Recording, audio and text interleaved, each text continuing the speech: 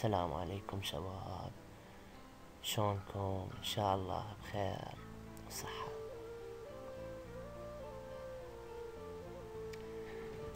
شباب اليوم حبيت اقدم لكم اعتزالي عن النت نهائيا، ولا رجع بعد، وذلك لأسباب. اول شي اني مليت من هالنت، ومليت من قعدة النت، ومليت من النت كله ومشاكله.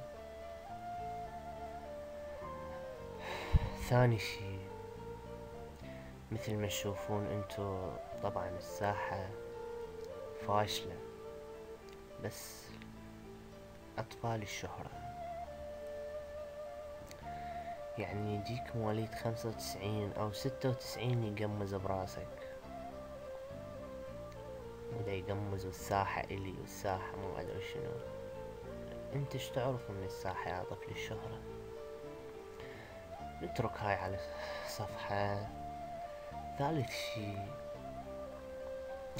مليت من صحبة النت، ومليت من صحبة النت. كذاب اللي يقلك اكو صاحب بالنت، والله ماكو، يعني عدا الناس الطيبين.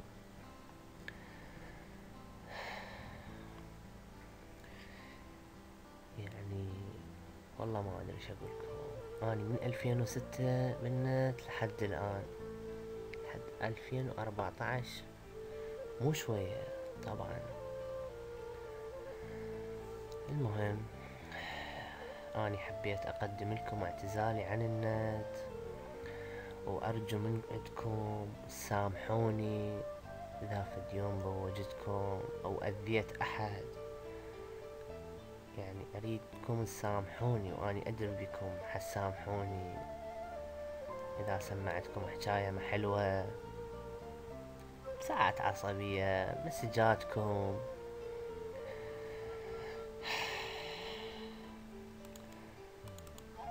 يعني والله ما ادري ايش اقول لكم.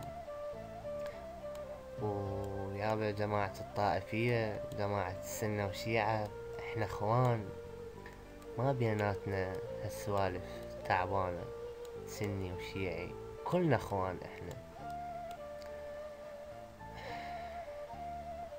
واني ان شاء الله اخوكم، ما اريد احد يزعل من عندي اذا فد يوم غثيتكم او ضوجت شخص بيكم او اذيت احد. ارجو ان يسامحني، واني ان شاء الله اخوكم.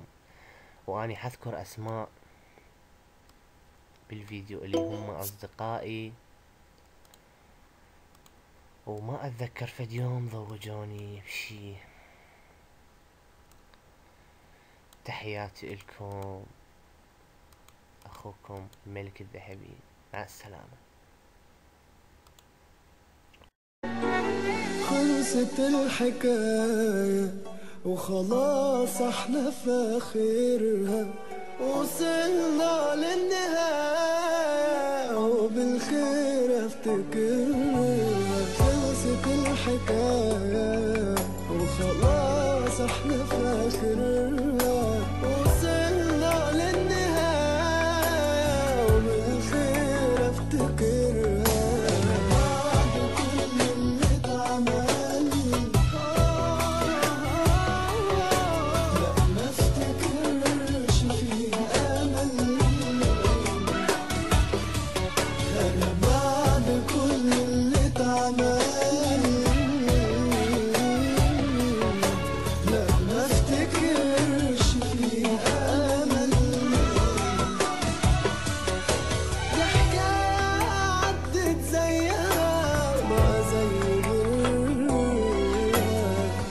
خلاص قفلته، كان وهمي يا ريت ما طولته، لكن ربك سترها قبل ما يكبر قتلته.